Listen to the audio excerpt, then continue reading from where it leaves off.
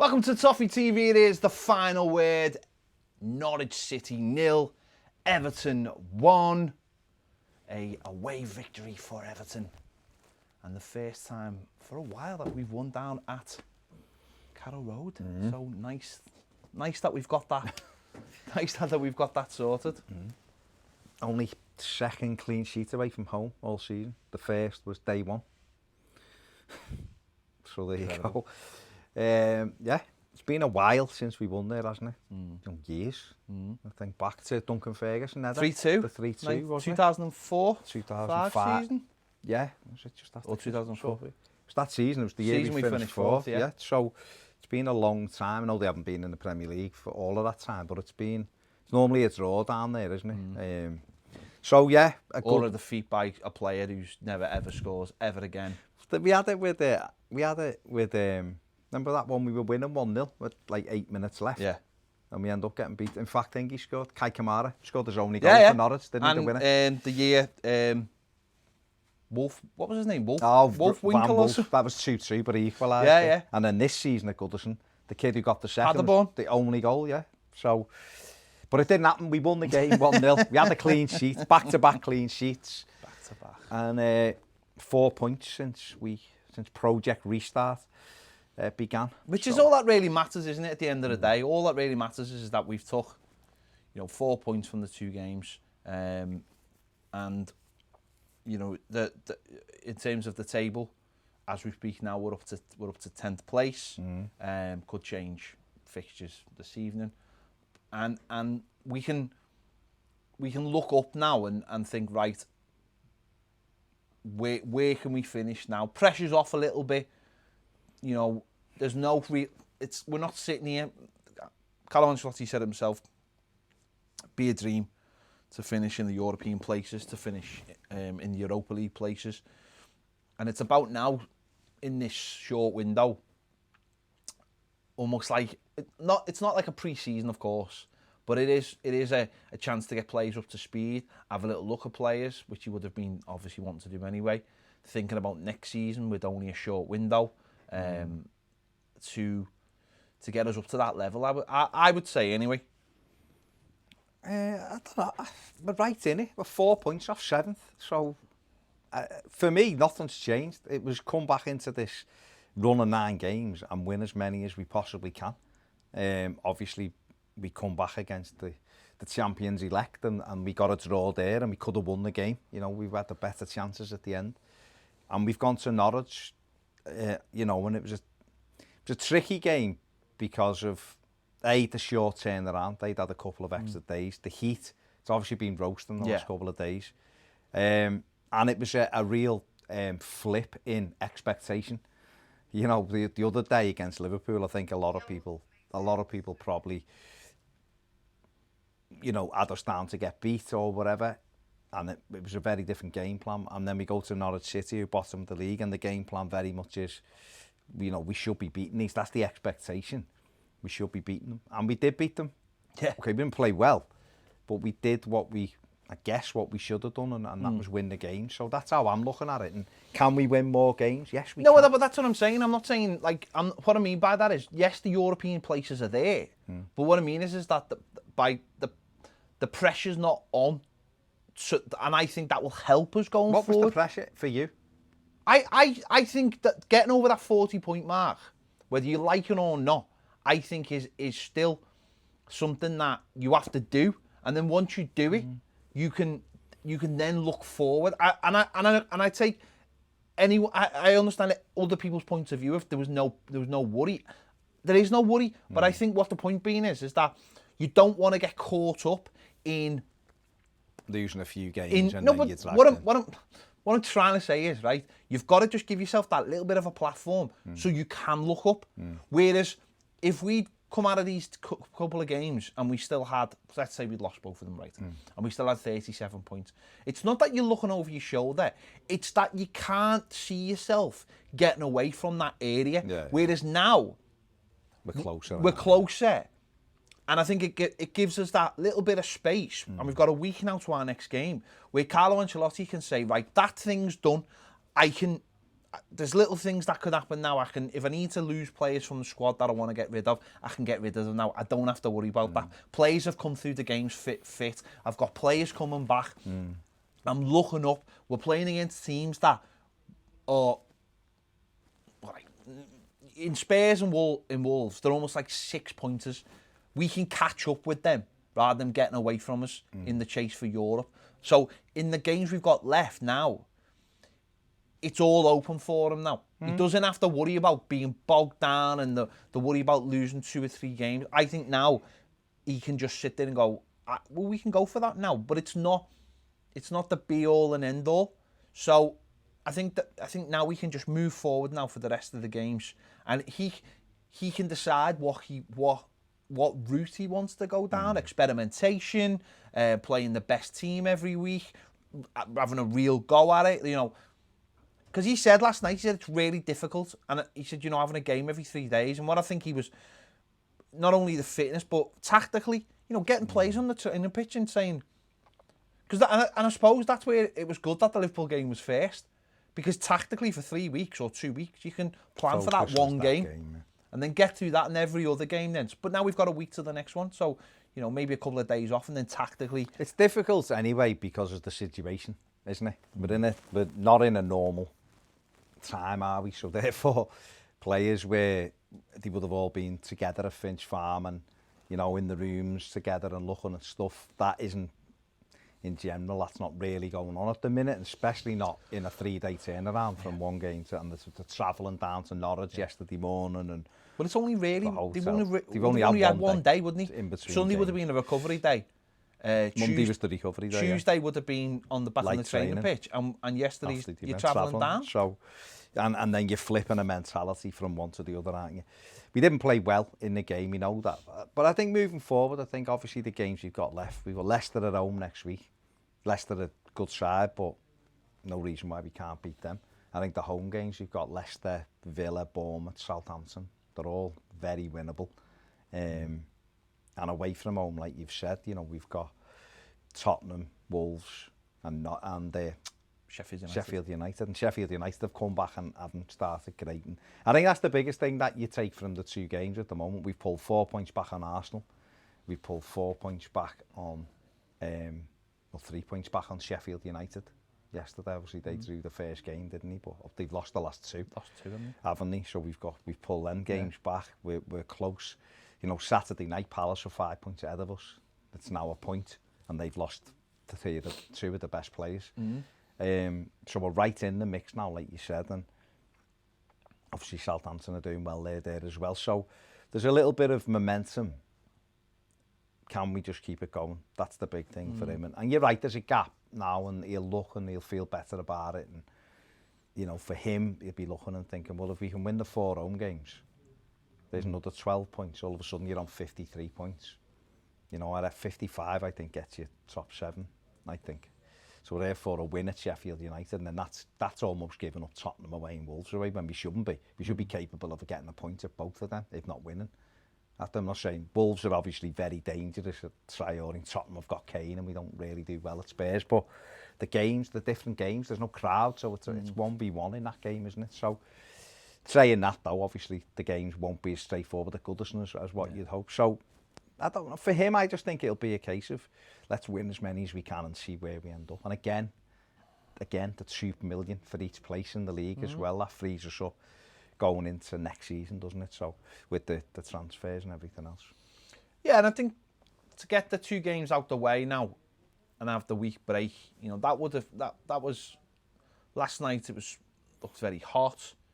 You know, hadn't had much recovery, but it's in the legs now. It's in there, do you know what I mean? They've done that now, and I think the thing about this game was the tactics were flipped pretty much. So you've got to deal with that as well from what you've just done, and now that that's over, it can be, you know, you're looking forward now, and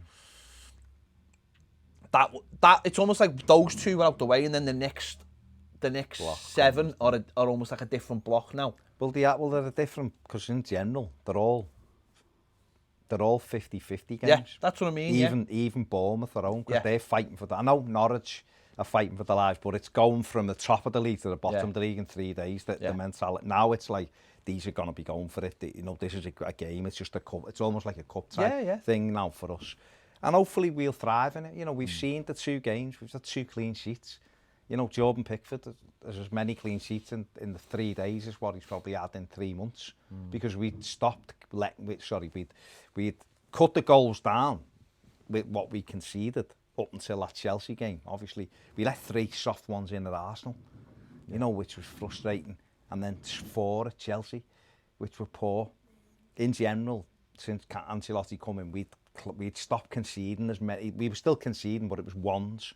Them 2 games really damaged us, and it'll be good for the defence and people like Michael Keane, who's had an excellent week, to get that confidence in the bank. And that's all it's about, isn't it? It's about getting the start going again, and then moving on from it. I mean, listen, we made the one change. Bernard came in for Anthony Gordon,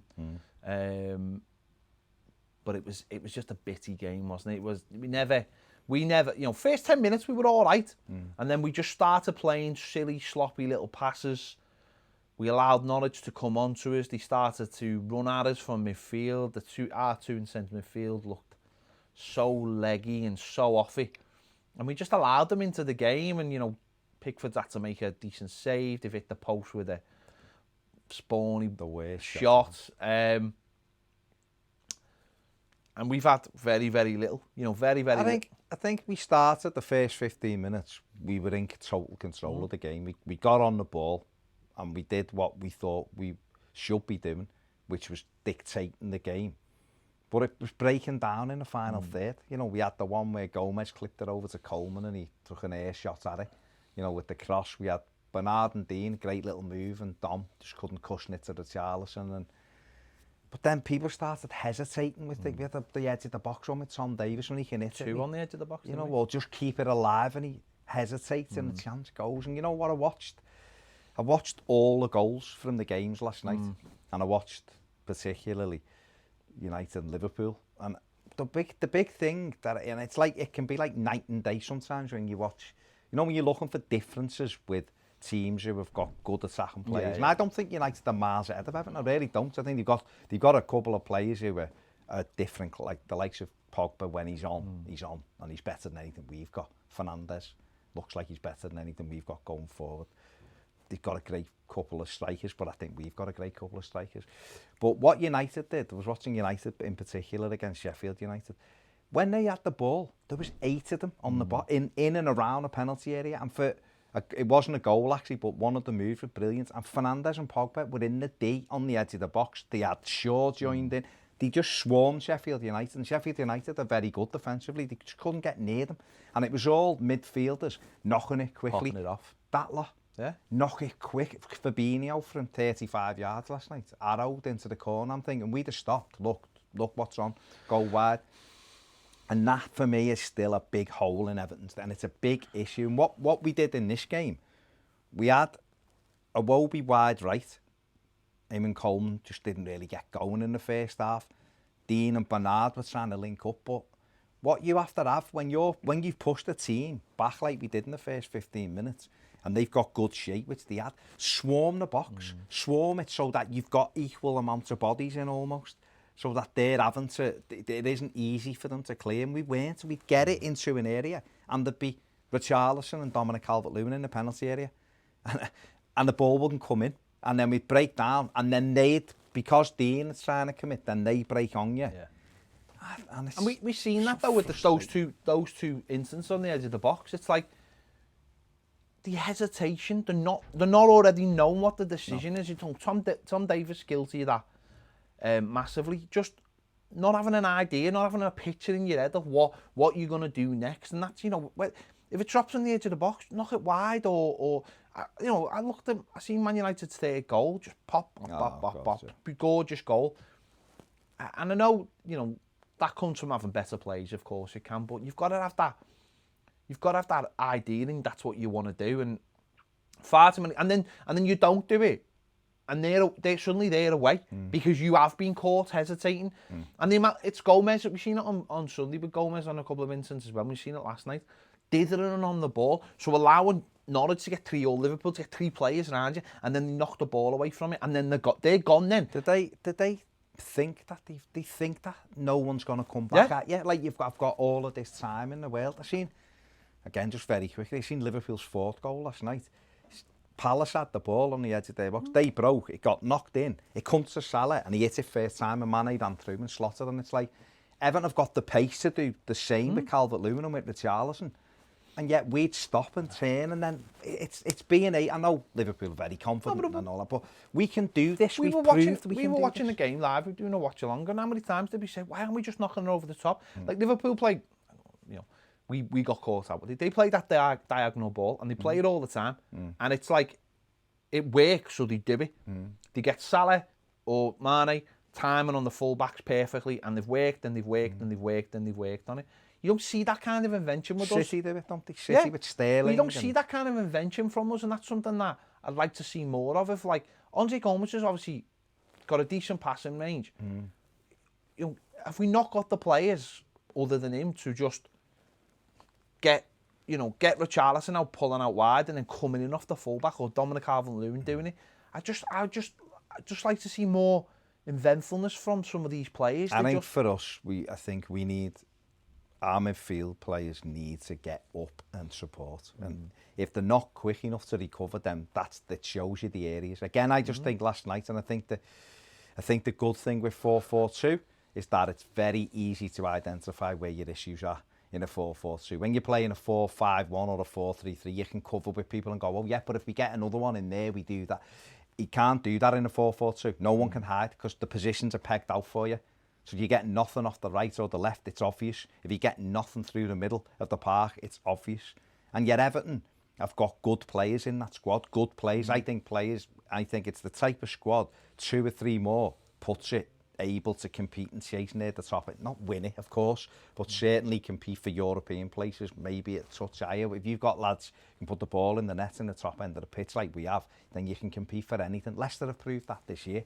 The difference between Leicester City and Everton is they've got players, their midfield players go and join in. That's the difference. Everton's don't. And listen, it's still early in Carlo's reign. It's players aren't. This is just long-term stuff. Yeah. Players are. You've got the players you've got. He'll want different players, of course, to make what he wants to do happen. Ironically, in this though, the game kind of changed for us at the first drink break. Yeah. So I don't know whether... See, this is something... How do you feel about this? Because this is something I don't think should happen. Not the drinks break, right? But I don't think the managers should be able to... I mean, it doesn't matter. And it's probably good management, and people are probably saying, like, well, why are you bothered? Because we've got the same thing. But managers can go on and give another team talk, essentially, can't they? And to be fair to Daniel Farke, that's kind of what he did. In that drinks break, he probably said to that Hernandez, because it was noticeable just before the drinks break, we were starting to slow down with our passing. We were starting to get a bit frustrated. We were hitting passes. Things were getting stuck under our feet. And we got to that drinks break. And after the drinks break, they started getting the Hernandez on the ball a bit, didn't he? Yeah. And he was their biggest threat in the first half. And you rightly said before, certainly for the first thing that he did, he had a run at us. We allowed him to ghost past 2 or 3 players. And then he hit the worst shot ever. It was a back pass going nowhere, and it somehow with Coleman and spun wide and hit the post. Yeah. But that should have been the warning. But we didn't wake up to that. No. We carried on, and then we'd kick people when they run. And it's just little things. It's frustrating. It was very, very, very frustrating. If you're watching this live, by the way, it's just been announced Cuco Martina and Umar and Nias are leaving the club. Patrons will have known that. Leighton Baines has signed an extension. Has he signed it? Not the 1 year, just a short-term extension. Oh, till the end of They're still waiting on the year. So. No, it was poor, and obviously we got to the end of the first half and went in at half time, and we were hoping for changes, and obviously he took Tom Davies through that horrific first. That was awful. Terrible, but Andre Gomes was only just a little bit better. They were terrible. They were trudging round the pitch. Brought Gylfi on, changed things slightly, and I said this after the derby. I think the pace of play actually suits Gylfi at the moment. It's not. I don't think it's. Yeah. I don't know whether that'll be enough for him to start the game against Leicester, or he'll look to bring Delphin or what. I don't know, but. He didn't mention Delph though on the aftermatch thing with players who were back. He said Mina and Sidibe will be back. Just forgot him. Yeah, he just forgot him because he doesn't see him very often. But second half, I thought first 15 minutes massively we got hold of the game. Midfield, we started just something we were criticising while we were watching the game was just basic building up the play, just keeping the ball and building up the play, even if it's just simple passes. Get yourself into the game, get yourself a little bit of a rhythm. That's what we did straight away. We forced a corner from a Richarlison shot straight away, something we hadn't done in the first half because we were just too busy giving the ball away. Took a bit more care with it. Iwobi was getting more into the game. They seemed to free him up. I mean, I know he come off the right. He come off the right a little bit, and Coleman started to offer something. And this is the thing with both of our wingers, isn't it? Because they're not wingers. No. Both of our wide men are players who need the fullbacks to run past them. So because the link players aren't they? The players that need the little give and goes. And our midfield doesn't come over centre midfielders. So you need the winger. You need the fullback to go past them. And I think Seamus started to do that a little bit more. And you've seen that for the corner that led to the goal. Seamus goes, he forces Hernandez, I think it was, to kick it out. And then we get the corner and it's a good ball from Dean and Michael Keane gets his head on it and it's 1-0. But it was just Iwobi finding that space.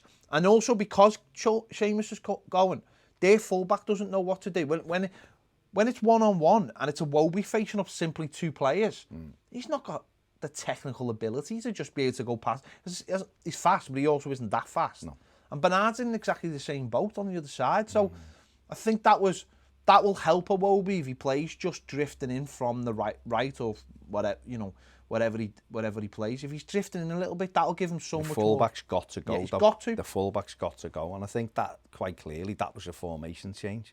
Was someone sitting, let him go. Iwobi started getting on the ball. He started showing in the second half that he's a good footballer and he's got something to offer. First half, he was much of a muchness. He was just on the pitch. But second half, when he got on it and he put his foot on it and he started running with the ball, he was a threat. He's an intelligent footballer.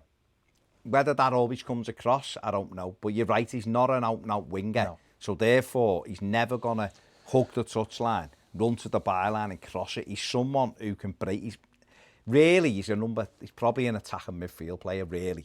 But if he's going to play in one of the wide areas, see, this is what I think that's what I'm saying when you look at a 4-4-2. It's very easy to see where the issues are.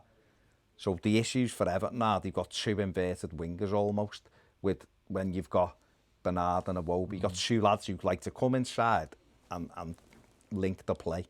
And therefore you need two fullbacks. What Everton really need is one of them players to do that, but the other winger to be dynamic and to run past people, because that way then you're getting the best of both. You're getting someone who'll come off and then Luca Dean can go outside. And then what you're doing on the other side is you're giving the fullback a real issue, because the fullback's thinking, is he going to go past me or is he going to drag me as the fullback? And then if you get that, all of a sudden, because realistically on a football pitch, all you're trying to do is create 1v1 situations, and then you want to be better than the person you're marking. Or sorry, you want to be better than the person who's marking you. Everton don't create enough one-on-ones. You know, the good teams create 1v1 because they're better players, their confidence are going to be able to get the better of you. And we don't do that enough. The thing about Iwobi is, I think in that position when it played second half, but that highlights the need for a right back who can do both jobs. And I'm not having a go at Seamus Coleman. He used to be able to do that, but the age has kept up on him. And if you've got and in the modern game now, if you've got a fullback who can do that, who can get up and down, who is the threat, who is the winger. Look at their right back. He was 20. He wasn't great, don't get me wrong, but his energy to get up and down all day, Max Aarons all day.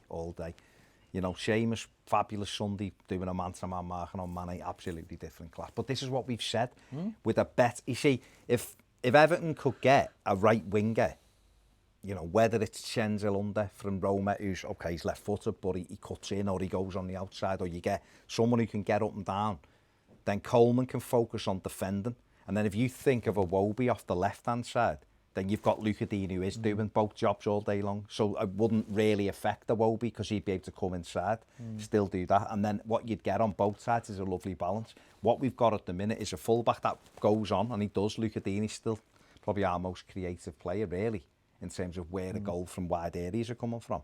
And Bernard didn't have a good game, and people who watch this know I love Bernard, but he was done nothing. Dean's doing it, but Seamus isn't, and then Iwobi isn't. So we're almost at that breakdown point again. Whereas the second half, because of the slight tactical change, and Seamus did bomb on at times, he couldn't do it all day, but he'd done it enough to cause an issue. And the odd time he didn't do it, Iwobi ran him. And that was what was good. Iwobi was travelling with the ball. I still want to see him go, and I still don't think he has to check back as much when he's in the sprint. A couple of times he looked like he was getting away, and then he'd check back. Keep going.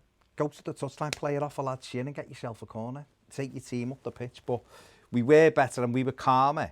And this is something you'd said about Sigurdsson. Because it's a slower pace, he was just calmer on the ball than what Davies was. He finished with 94% passing thing, Gylfi, because all he did, nothing flash, he got it, he just give it. And he got it and he give it. And then Gomez, second half, was much better. He wasn't brilliant by any stretch, because he wasn't. I wouldn't sit here and say he was. But what Gomez has got, and which you've seen in the second half, is that passing range, and nobody else has got it in our team. And that's why he will play. I just think with Gylfi, certainly in a game like this, where it's all about just keeping the ball and then just getting it to dangerous areas and then moving up the pitch. He understands that he doesn't have to be flash, and I just think Tom Davies far too many times is looking for passes that aren't on, and he's trying to force the pass, trying to force it, and then he makes a mistake, and then what does he do? Then he tries to make up for the mistake, and he keeps going, and he keeps going, and he keeps going. What Tom Davies is doing is a classic thing. What at any level of football, when you're trying to convince yourself that you're good enough to play in the team and convince your manager. So it's if you're not in the team all the time, you get in, you wanna make an impression. And what you have to do when you're playing football is you have to trust in your own ability. You can't second guess what a manager's thinking about you or your players. So he can't get in the team and go give a ball away and then go, I've made a mistake, he's gonna think I'm crap now, and I can't do that again. You've got to just go as if you're the first name on the sheet. Players give the ball away all the time. Players make mistakes all the time. I don't mind him giving possession away if he's trying to slide one through. This is what I've always said. People go, gives the ball away. He doesn't give it away in the final third as much as people say. What he's doing at the moment is he's giving it away in dangerous areas. He's giving it away in areas that he didn't need to because he's under-hitting or he's hesitating.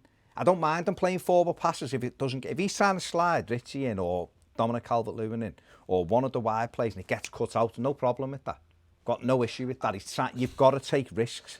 But I think one of his problems, and it might be something not just him but other players in the team, is when we're in centre midfield, we don't like. You look at other teams and you watch the way centre midfielders work. We don't probe. No. So he doesn't get it. And then give it to someone, and then get it back, and then give it to someone else, and then get it back, and start opening up the pitch. He always looks like, and Gomez is guilty of this at times as well. They're just trying to do it on the first pass. When the first pass is, the opposition is set, so there's no. Do you know what I mean? Like there's no, but like. But sometimes, like I've said, the first pass is the right pass. No, I don't mean like I'm not talking about that. What I'm talking about is, you watch teams go up the pitch, and they pop it in and get it back. And they probe. Whereas I think Tom at times just tried to make that killer pass the first time, and I'm not talking about like it's not the right pass. No. I just mean it doesn't do anything. It doesn't open up. You just mentioned there about Man United before, playing around the box, ping, get it back, move it around, move the opposition around. I think sometimes, far too many times, Tom's just like, I'll give that first pass and then we're away. And it's like, no, sometimes you just need to, and this is what we did better in the second half, same with Gylfi, was just getting it back and moving us up the pitch and pushing them back and then getting a corner. And it shows, we win a corner and we score off it. And it's like, then you like, the game's a completely different game now. We don't have to do anything now. They do. They've got to come at us and they've got to score a goal. I think the other thing as well is our midfield players just stand next to each other. You don't see one going, because one running all causes an issue for the opposition. If we're set and everything's in front of us and we're defending, we're happy. But if they've got a midfield player breaking through, then all of a sudden someone's either got to come with them or you've got to step, and that causes issues. We don't, and it's probably because neither of them are comfortable enough to think that they can recover the pace-wise. Well, there's no true partnership in centre midfield. Because not one has been forged. So we don't have that thing of, we don't have the elastic band. One goes, one stays. Or even, when we had Garner, everyone knew that you had that person behind you who was going to look after everything. And therefore, if you wanted to go, you could go. We spoke about it so many times. We've seen it so early on. Villa away, where Morgan Snarl and Goldman just sat in the middle of the park and they've got Sigurdsson in front of them who ain't going anywhere. And they're all terrified to go anywhere because they've got no trust in anyone around to be that player who sweeps up.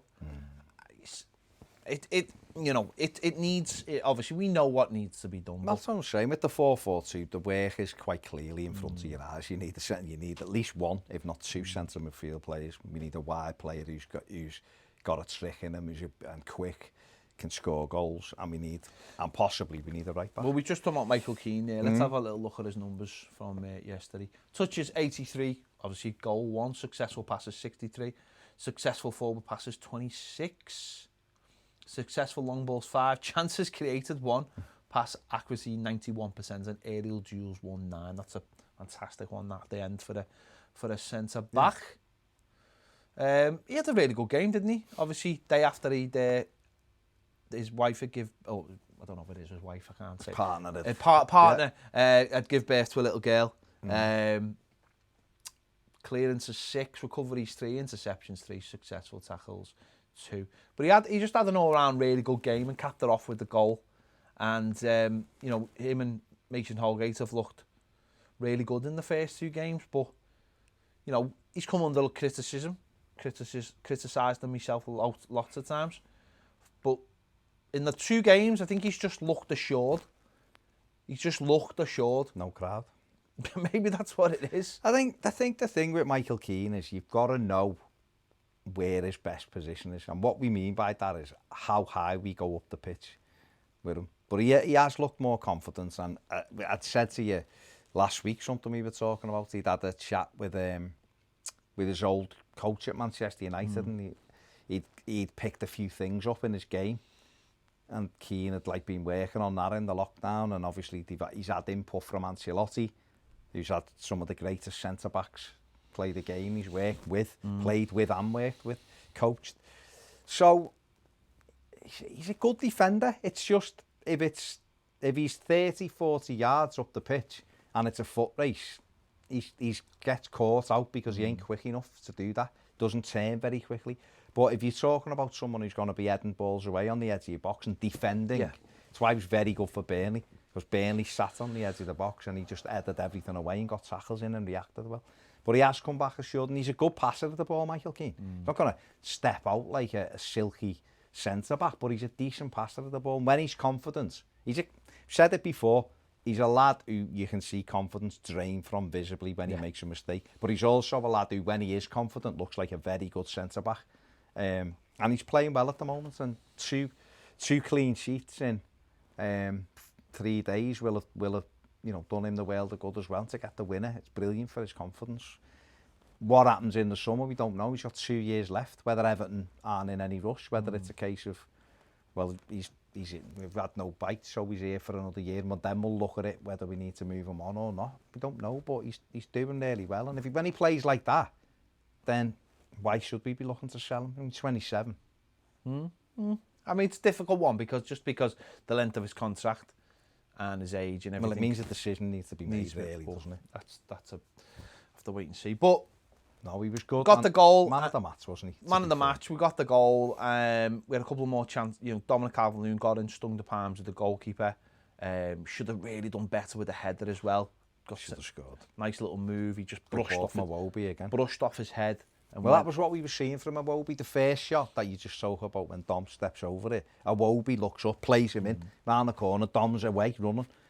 Should have been doing that early on. But, you know, he has a shot. And then for the second goal, Iwobi gets in a natural wide position, puts a lovely cross in, and Dom, so good in the air, you'd expect him to hit the target there. He's just glanced it off his head. It's one of them where you actually want him to be a little bit deeper and come onto it, but he comes across it, doesn't he, and tries to flash it. But yeah, we were getting a bit of joy. We were getting a bit of joy, and then the little... Then the water break come again. The water break come and the subs come. And Buendia it was, come on, didn't he? Listen, apart from... They had the one where he run through and he went round Pickford. And Pickford stayed on his... Pickford he done well, I thought. And we dealt with it well. And apart from that and the free kick... You just let them break, though, that. No, I know. And when you watch it from the other angle and you watch Sigurdsson and Gomez... It just shows you, though, the pace, doesn't it? Yeah. You know, and then it was the other side of the game, the you know, game management side of it, that just annoys me so much, is just not keeping the ball, just not playing simple passes. You know, towards the end, not going into the corners and winning cheap free kicks or cheap corners.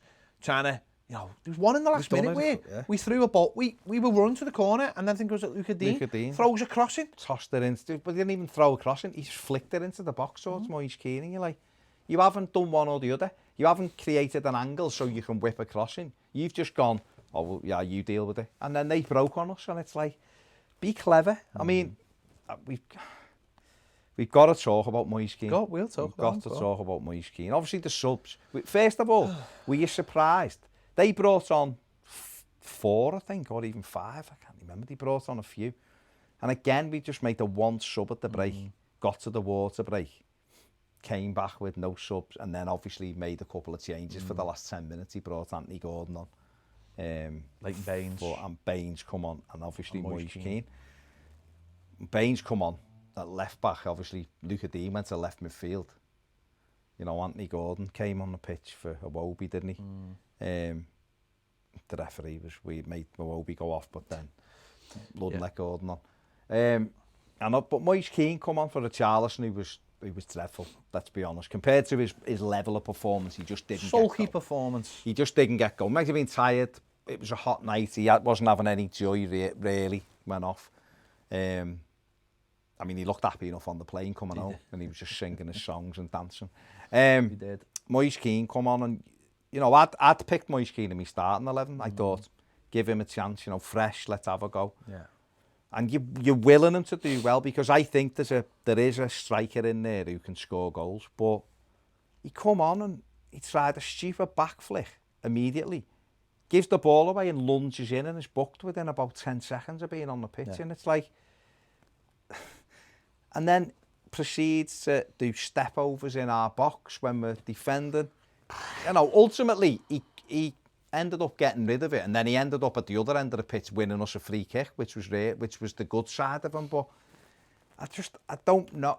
He looks, instead of, I don't want to be too harsh on him because I really want him to do well, but at the moment, where you look at players who are getting in and they're going, but they're getting closer to the level where you think they can make a difference. Moise Kean, to me, looks to be going further away from what we need. Do you know what I mean? It's like I seen someone put on social media last night, but he can't blame the pace of the game. No. Because the pace of the game was very slow. Yeah. And I know he's only just come on, but he's 19 or 20, sorry. He looked tired as soon as he walked on the pitch. So it's his whole demeanour, he's hunched over. He's running hunched over. He looks tired. He looked tired straight away.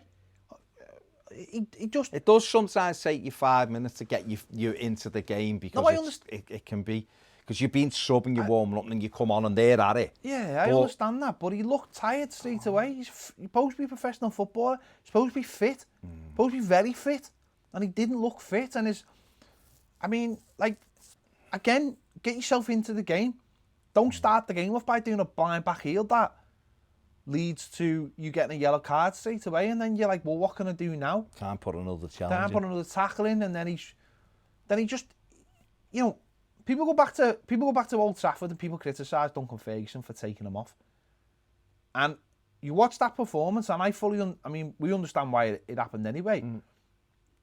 But he goes on the pitch, and he went on the pitch yesterday, and you look at him going, what are you supposed to be doing? Have you not listened to any of the instructions you were given by the manager? Because you just don't seem to understand where we are in this match. Like you've just been like, I'm going on for a game of footy. It's like the one in the last minute. It's their corner, we're 1-0 up, and you're just thinking, ball's dropped, just smash it. Smash it as far as you can go. He gets it down and tries to take 3 players on. And you're like, what are you doing? If that ball's taken off you now, they're in. Luckily enough, he gets down the pitch and wins as a free kick, and okay, that side of it's all right, but it just doesn't. It just looks like he hasn't grasped what the role of a centre forward is. Do you know what I mean? He's coming on. He's not even just on his own now. Where you can go. He's a young lad. He's up front on his own. You know what? No one's around him. He's with Dom. Dom, who's run up and down the pitch in the heat, still looks fitter than him in the last minute. You know, and it's like the role of a striker doesn't change. You know, when you get on, you got to keep the ball for your team. You should be trying to create yourself an opportunity. You should have good movement. There was one where we broke. Dom's running with it, I think, and he just ran alongside him. Yeah. And then at the last minute, he moved there, but he didn't do anything. And he didn't do a cross like that. He didn't do a crossover run or try and take a defender away or give Dom an option to play him in. He just ran with him. He just literally ran to the side of him. It's like, make a run, but you run. Make the defenders who would run him back think, where's he going? I've got to go with him. And then that creates the opportunity and it's that kind of stuff that you just look and you're thinking you want him to do really well, but at the moment it is. You want him to be banging on the door as another option, as the third option. Yeah. So the manager's like, oh, you know what? Richarlison wasn't fully on today, or he looks a bit tired. I'll leave him out today and I'll put him in. Worries me just a little bit because I think he come last July or first week in August. He's been here a while and still doesn't look like he should be playing. Do you know what I mean? It's a bit worrying. I know he's young. I know I hope he comes good, but it's still. Just the other. We've already touched on Iwobi, but you know, Alex Iwobi is someone that a lot of people, or certainly on social media, there's a section of people that don't rate him. Think he's terrible. There's this thing of £40 million going round, which he didn't cost. It was 28 million. If he gets to 40, I think it means Everton have won the league and in the Champions League. So I hope and pray that we pay 40 million for him, because it'll mean we've won the league and we're in the Champions League. But this is a player who's undoubtedly talented. But again, it's about getting his right position, finding, or him as well. This isn't just about a manager's responsibility, by the way. This is about him realising what he needs to do to get in the team. There's another lad called Oxlade-Chamberlain who went to them, who was similar at Arsenal. He was up and down, and he went to Liverpool, and Arsenal fans were laughing, going, why have you bought him? But he found a place in that team and has done relatively well for Liverpool. And this is what he has to do. It's not necessarily the same thing he had at Arsenal, but a different team. The structure's different. And I thought in the second half, you know, on Sunday, he was given a role which was essentially try and push Liverpool back, try and contain them. It wasn't really an attacking role. But against Norwich, obviously, we wanted him to be on the front foot a bit more. First half, it didn't really work. We didn't really get him in enough.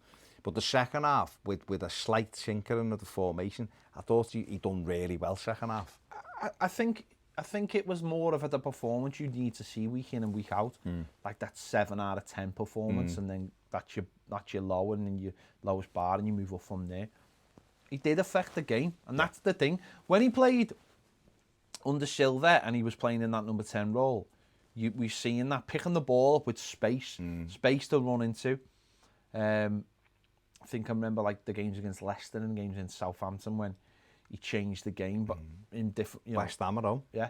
When we went, he was brilliant. And that's what we need from him. And I thought second half he did well. He did well. He created things. He opened them up. He gave them something to think about that he hadn't been doing in the first half and no one else had been really doing. And it's up to him, like you've just said, and it's up to Carlo Ancelotti to carve out something there now.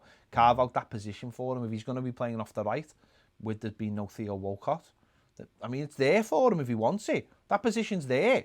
You just got to put a performance in every week. Obviously, touches 63, successful passes 29, successful attacking third, passes 10, chances created 3. That's a good, that's a the good key number. thing, isn't it? Pass accuracy 74%, recoveries 9, successful dribbles 4. That's another big one. Clearances 4, successful tackles 2, interceptions 2. Yeah, so I think he is. He's got to build on that performance. He's got to build on it. Start next week against Leicester and do the same thing, because we're at home and the emphasis is for us to go forward. You've got to just marry the two. You've got to go forward and give us a threat, and you've got to do what you did in the Liverpool game and make sure that you do your defensive role as well. And it's there for him for the rest of the season. Let's be honest.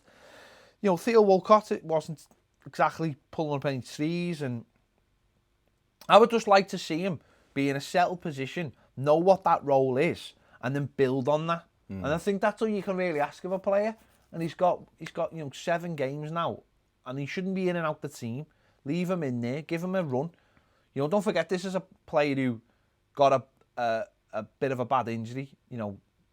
The game before Carlo Ancelotti's first official game. We didn't see him for nearly 3 months. 6 weeks he was out for. So, he come back at Watford, didn't he, in February? Yeah. So he was out for a while. So come back, yeah. So he was out for the best part of 2 months. And then he only has a couple of games before the lock. So the manager hasn't really seen anything of him. No. So that second half was promising. But you're right, though, that's the level now. He set the bar for himself now. Get in, you work your socks off and you create chances. That's what you pay for. You're one of our creative players. So it's no good just going on the pitch and thinking, we'll do, I can walk around or whatever. You have to run. It's about the Premier League, the best players work the hardest. Simple as that. All over the world they do. The best players, Ronaldo works his socks off. I'm not putting the Iwobi next to them, but I'm just saying they're the best. They work hard. That's the bar, and you have to do that. And you're right, there's an opportunity in Everton's team if he gets in and is consistent, even if Everton went and bought a right winger, then there's a place on the left there. Bernard, as much as I like Bernard, he's not exactly, he's not undroppable in the slightest, and that's why Anthony Gordon's got half a chance. The whole midfield's up for the places are up for grabs, aren't they? So, but it was a good performance. I mean, obviously, we held on and won the game, and it was a big win. And Ancelotti was speaking afterwards about the Europa League, and that is the question, I think.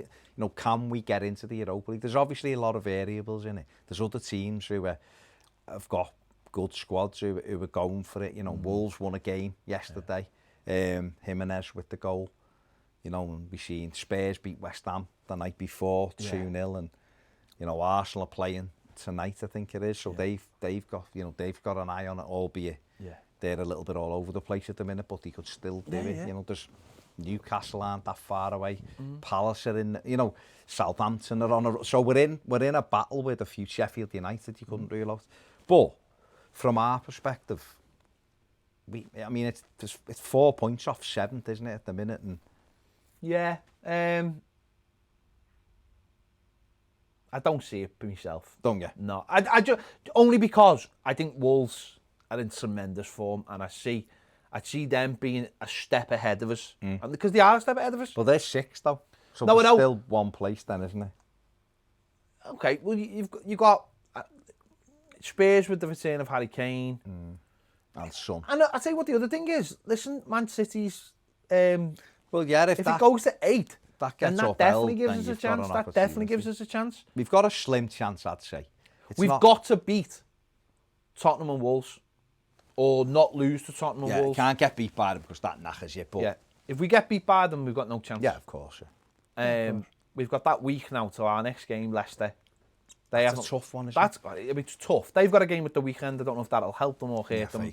They haven't looked great so far. They've looked all right, functional, defensively pretty good. But I think it's those games, because I think if we can get to that last sort of 3 games, Villa, Sheffield United, Bournemouth, with a chance, then it's up for us then to push it. But I think we have to get something out of Wolves and Tottenham, because otherwise those teams are going away from you. Well, that's it then. It's done, isn't it? Leicester will be a big one next week. I think if we beat Leicester at Goodison, then I think the players will start to think, well, they're third, and we beat them as well. But momentum, isn't it? It is that thing though of like, how do you approach obviously you set your team out to go and win that. Fully understand that, but it's also a case of 7 games left. Big opportunity to shape your team as well for next season. Yeah, it's the trade-off, isn't it? It's the thing of we might, like you've just said, we're all right now. We're in that top half, blah de blah. So I guess if we keep winning, then you go for it. Yeah, but if you hit a bump in the road, then I think the ideal, you're probably not going to get this opportunity again where you can maybe have a look at a couple of things you weren't going to look at. But that only comes if we do go to Spurs and they beat us, and then you're like 6-7 points behind them, and it's like it's too much to make up in the games now. But I think if we beat Leicester next week, then we're right in it, then, aren't we? We're right in it because we'll have beaten a team who is higher than us, and we're in that run of coming up to Spurs away and Wolves away, the 2 games you said, and obviously we've got Southampton, who are another Southampton above us. So they're another team in the mix. So we'll have Leicester who are above us, and then the 3 games after that, they're all above us as well. So if Everton come out of them with 4 wins or 3 wins and a draw or something, then you would say we are right in the mix here, going into those final Southampton games. are all above us. The 14th. Oh, are they? Oh, yeah. So okay, so the bias. I'm thinking that win the other night out here. No. No, because Palace are above us in Sheffield United. Yeah. No, it was the win on the Friday night put them by us, sorry. But it's a case of winning those games. The home games for me has got to be 10 out of 12 points at the very least. There's 4 home games. I'm hoping for 12 because there's no reason why we can't. Yeah, but I'm just looking at the table. I still think it's Wolves are 8 points clear of us now. So the 6th, I don't think we're catching. No, we're not catching them. So it is down to 7. It's just 7. 7's 4 points, isn't it? So it's 4 points, and it's it's us. There's Tottenham, Sheffield United, and Palace above us. So we're in the mix with them. I do think we'd have, if we want a real chance of it, we'd have to beat Tottenham. Otherwise, that suddenly that shift, or even a draw. We can't lose to them. No, we That's can't the lose. thing. If we lose to them, because if we lose to them, and Man City's ban is not upheld, then we've got no chance as far as I'm concerned. If the City ban is upheld, then that throws it up a little bit more because obviously it's only 3 points between us and Sheffield United. We've got to play them, and they haven't come back great, but that's by the by. There's still 7 games to go. Yeah. That's your outside chance, I think, and then you are battling with your. Do you think if Everton finish 8th or 9th, say, and we don't get the Europa League, do you think Ancelotti? Do you think he'll be looking at us as he's disappointed he hasn't done what he thought he could do? Because I don't think he should look at it like that. No, because he came in and we had 19 points, didn't we? So he's we had 14 when Silva was sacked. Dunk got us 5. So we had 19 points and we're now on 41. We had a 3-month break. We haven't bought anybody. Finances have completely changed. I'm not saying it. I'm just saying, do you think when you're looking at it, because there's only still. I know what I like about him. When you see him after the game yesterday, you can see that he's just annoyed. Like not like it's not outwards, like, but he's just looking at the team going, "You're not doing what I'm asking you to do," and I like that because it's like when you get some manager listen, he come in, and his job was initially people were like, "Why are you going to a team that's in the bottom 3?" His job was to like almost save us, and then it suddenly changed from going to like keep us up to where can we get, and then it was like, oh, it's an outside chance for Europe. So, but you see some managers and they'd be beaming now, going 41 points, job done. Certain managers of the world. He is like, I still would like us to get to Europe. But when you watch the game, he's like, we've won the game, but he's like, yeah, we won the game, it was good, right? But you can still tell that he's like. You have not been listening to me as much as he's watched teams over the years, blitz teams, Champions League. He's seen he's worked at the very highest level with the players. So he ain't people sitting at home. We had it the other day with people going, "Oh my God, if this is the future," and it's like he's had no money, he's done nothing. There's still since he come in. Duncan got us out of trouble, by the way. We weren't in the bottom 3 when he come in because Duncan got us got us to the right turn in the right way. But there's still only Liverpool, Man City and Man United who've taken more points than Everton since Ancelotti come in at Christmas. And when you think of the way we were when Silva got sacked, that turnaround. And I said it all along, we had good players. It was a case of knowing how to get the best out of them. But this fella will know how to get the best out of them, improve them, and the ones he can't improve, he'll cut away. And so that's where we are. And we might, listen, I love us to get in the Europa League, absolutely love it, because I think it helps the club develop, and I think it helps him. But I mean, let's be honest, I don't know what the Europa League looks like next season, by the way, because the games would be starting now. So they've come up with something, haven't they? But I don't know. We won't be starting until September, obviously. But it is what it is. But I think it's we can do it. We can get there. We've got to beat Spurs. That's what we're saying. Spurs is going to be the key. That's providing we've won the game building up to it. But is it Leicester then Spurs? Is I think so, yeah. So. Yeah, it's Leicester then. No, the fixtures are there. It's Leicester then Spurs. So we've definitely got to beat, to get any chance, we've got to beat Leicester. And then we're going to Tottenham. And then, providing these Spurs will play, because they'll be away. They've had 2 home games, they'll be away. That's for 7th, obviously. If it goes to 8th, which I don't think it will, but we'll have to see what happens. But obviously, just got to finish with as many points as we can. There you go. This has been the final word. Norwich City 0, Everton 1. Just nice to get 3 points in the nice pink kit. Strange, that one. You know, the goalkeeper kit was from like 2 years ago. Was it? Yeah. Yeah. I didn't think it was like from like this year. Boss. But I was gutted. I really wanted him to be wearing the home kit, full Buffon, just wearing the home kit. But it was a goalkeeper kit from a couple of years ago, so it just shows you to keep them all in. Jimmy Martin's got like a little store box somewhere with all old kits, just in case. Like the away one. So we've wore this season, we've already wore last year's away kit and the goalie kit from the year before. Yeah, but P might have said to Pickford, you still got any of them kits in your loft that we had, and Pickford's gone, oh yeah, yes. And he's come in with that, and Jimmy Martin's gone, go ahead. Sylvester Stallone's in goal. Stallone was in, but he was great in The Great Escape. Questionable. Well, questionable, yeah. Before we go, let me just jump on. We are live, so let's just jump on some of the comments on Patreon. This is what you get if you are on Patreon. Danny says, thought the back five are solid again. Attacking wise, we were poor in the first half, but credit to Carlo for changing it at half time.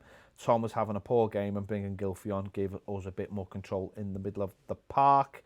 Keith said, so disappointed with Tom's performance yesterday. As we know, we have all supported him, but his consistency just isn't there. Schelke is the answer for him.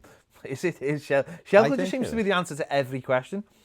Keane could be used in a part exchange with a Napoli target. You said that, didn't you? He looks fed up.